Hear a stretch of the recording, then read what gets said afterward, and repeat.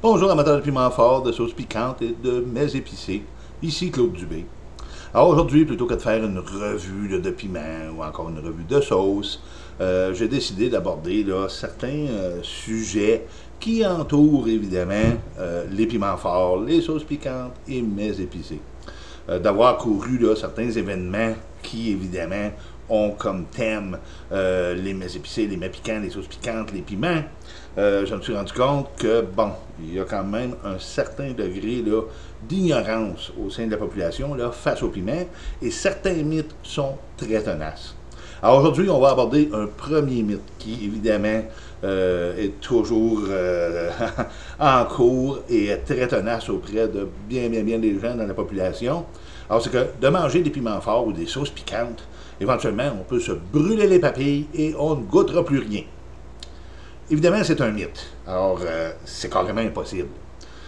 Évidemment, il y a des gens qui véhiculent ça et qui en sont très convaincus, mais je vous dirais, moi, regardez, prenez un verre d'eau à température de la pièce et buvez-le. Risquez-vous de vous brûler les papilles avec un verre d'eau à la température de la pièce? Évidemment, la réponse est non. Alors, prenez un piment qui est à la température de la pièce et mangez un piment à la température de la pièce ou une sauce piquante à la température de la pièce. Vous attendez-vous à vous brûler les papilles? Évidemment que non. La réponse reste la même. Il n'y a pas de chaleur qui se dégage du piment, il n'y a pas de chaleur qui se dégage de la sauce. Mais qu'est-ce qui se produit? Comment ça se fait qu'on a une sensation de brûlure dans la bouche? Donc, le corps humain, évidemment, a des capteurs. C'est un peu comme des radars qui sont là pour identifier des risques dans notre environnement immédiat. Certains de ces radars-là, ce sont des TRP, ce sont des capteurs qui, évidemment, sont à la recherche de certains signaux et qui vont avertir le cerveau d'un risque imminent ou d'un danger. Dans le cas qui nous préoccupe ici, les piments forts, c'est le TRPV1. Alors, c'est un capteur qui, lui, se retrouve dans l'épiderme, un peu partout dans le corps. C'est une cellule nerveuse. Et il va réagir à des stimuli mécaniques, des stimuli thermiques et des stimuli chimiques.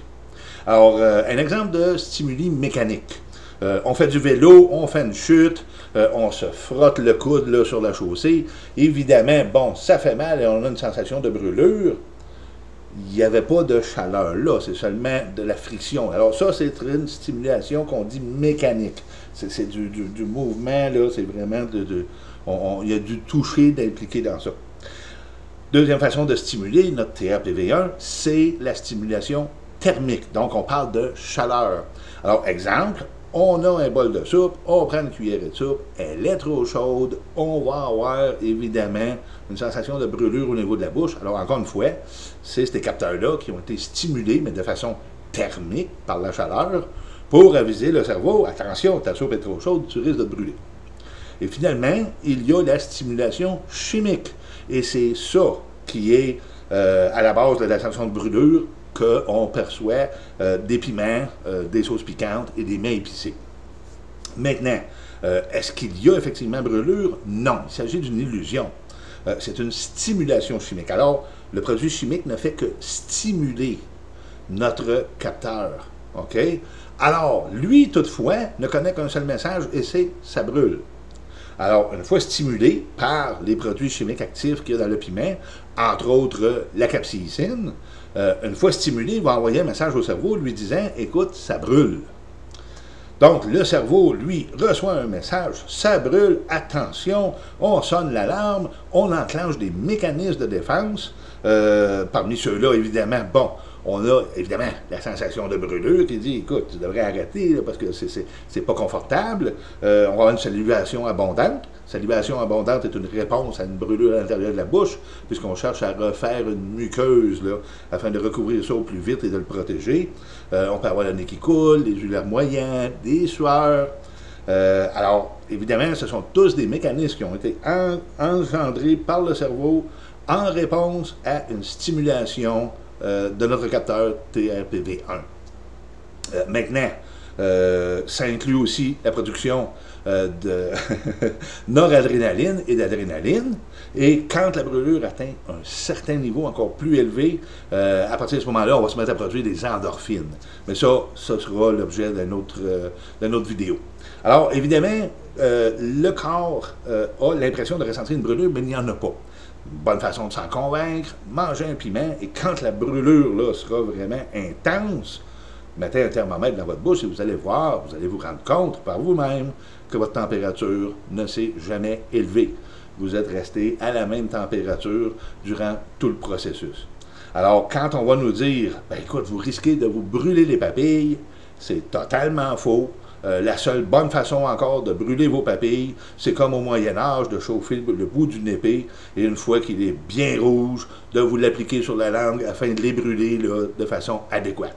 Sinon, écoutez, avec des piments, avec des sauces piquantes, il n'y a pas moyen de brûler nos papilles. Maintenant, ils disent aussi que tu ne goûteras plus à rien.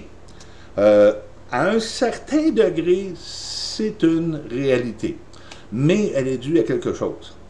Chacun a une certaine tolérance face au piment, face aux sauces piquantes, une certaine tolérance là, au niveau de brûlure qu'il est capable d'endurer. On appelle ça une tolérance.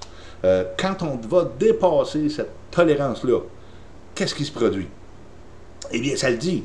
Je ne suis plus capable de le tolérer puisque j'ai dépassé mon seuil de tolérance.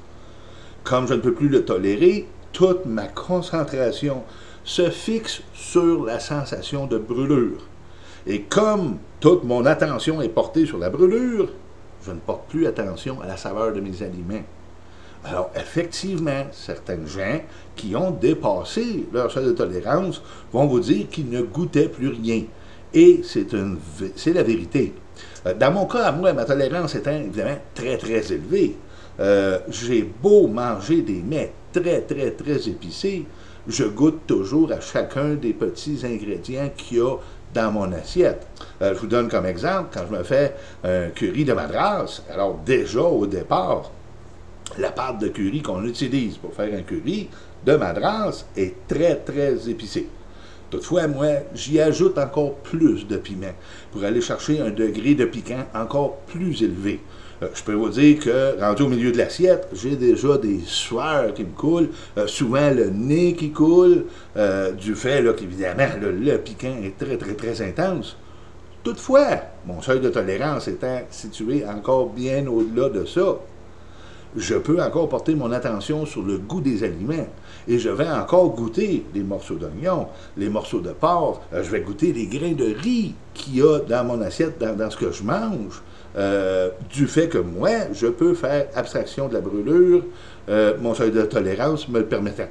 Alors, j'espère que, bon, on aura, pour une fois, tiré au clair, là, le fameux, vous allez vous brûler les papilles puis vous ne goûterez plus rien. Alors, c'est pas vrai qu'on peut se brûler les papilles.